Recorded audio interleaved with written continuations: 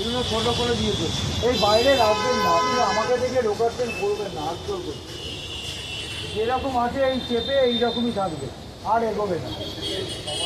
সবার সুবিধা, আপনাদেরও কাস্টমার আসবে, প্লিজ।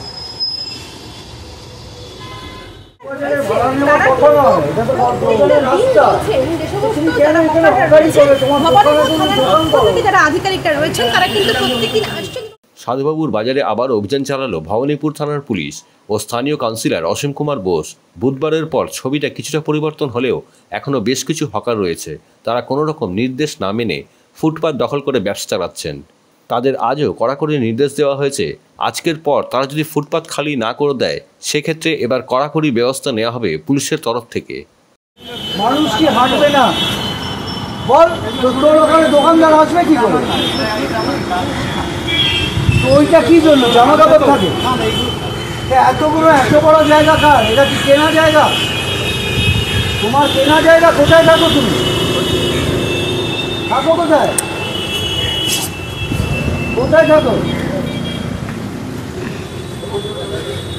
আরে কোথায় থাকো বলো? আমতলা। ওই দিক থেকে সরো দীপাঙ্গনা নদী। এখানে যে বড় জায়গা করে রেখে দিয়েছো, কে বলেছে বসতে এখানে তোমার? আরে তুমি করছো, অসুবিধা নেই, বাবা বসে। তোমাকে আরো ছোট করে নিতে হবে, এই জায়গার উপরেই রাখো, আর এই দুটো খুলে নাও। চৌকিটা আরো অনেকটা সরবে, ওখানে লাগিয়ে দাও। না, এত বড় চৌকি হবে না, ওখানে লাগিয়ে দাও চৌকি। তোমার হয় এটা তোলো, নয় এটাকে রেখে এর ওপরে করো, একটা ছাতা লাগাও। তুমি করছো, পেটে লাথি মারবো না।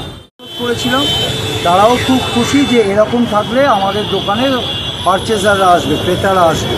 আমরা তো এটাই চাইছি যে সুস্থভাবে মানুষ যাতে হাঁটাচলা করতে পারে।